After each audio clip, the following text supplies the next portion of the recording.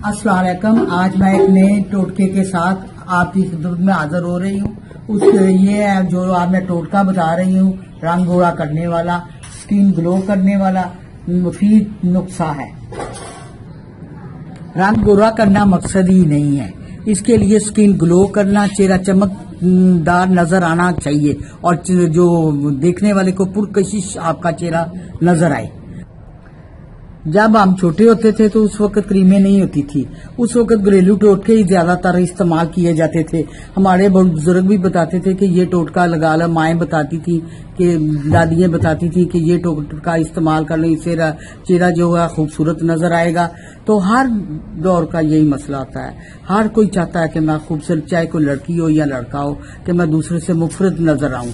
इसलिए मैं आज आपको एक टोटका बताने लगी हूँ जिससे आपकी ना सिर्फ खूबसूरत नजर आएंगी बल्कि आपकी जिल्द जो है वो खूबसूरत, चमकदार, ग्लो करेगी, एक पुरकशिश और खूबसूरती पैदा करेगी, आप में खूबसूरती पैदा करेगी। इनके लिए आपको चंद चीजों की जरूरत होगी। जो आपने नमक लेना है, नमक की एक चुटकी लेनी है, बारीक पिसा हुआ नमक लेना, मोटा वाला नहीं लेना। और दालचीनी की भी एक चुटकी लेनी है। देखिए मैंने खुद पीसी है, ये आपने बाजार से पीसी हुई नहीं लेनी, पता नहीं खालस है या नहीं है। इसकी ये दालचीनी होती है, इसकी ये शक्ल है। और उसको पीस कर आपने एक पाउडर बना लिया, उसकी सिर्फ एक चुटकी लेनी है। एक चुटकी सफेद नमक की लेनी है। 1 चम्मच आपने बादाम रोगन यानी बादामों का तेल लेना है और 1 चम्मच शहद लेना है खालस।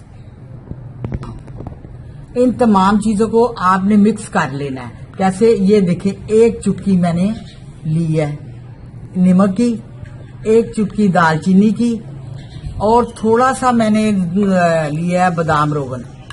क्यों, आपने 1 चम्मच लेना है, यही वाला चम्मच, और थोड़ा सा आपने शहद लेना है। मैं ले रही हूँ इसलिए, मैं सिर्फ आपको बताने के लिए।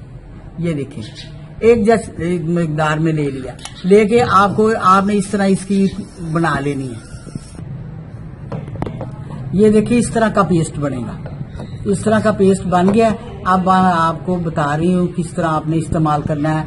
आपने पूरे चेहरे पे इसका लेप लगा लेना है, लगा के चेहरे पे, गर्दन पे, कान पे, इधर सारे मुंह पे आपने लगाना, बल्कि हाथों पे भी आप लगाएं, सारे लगा के बाजुओं पे।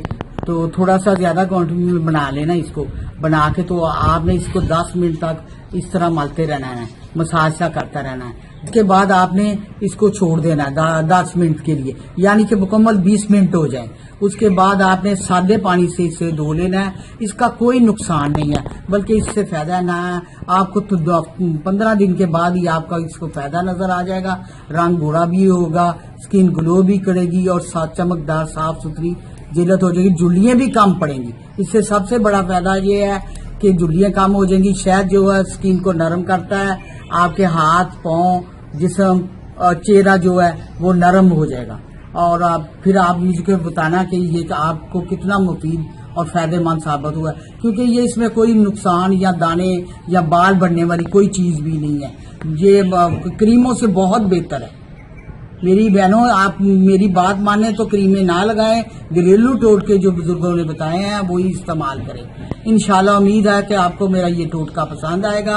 आप एक नए टोटके के साथ आपकी खिदमत में फिर हाजिर होंगी। उस वक्त के लिए इजाजत दें। अल्लाह हाफिज।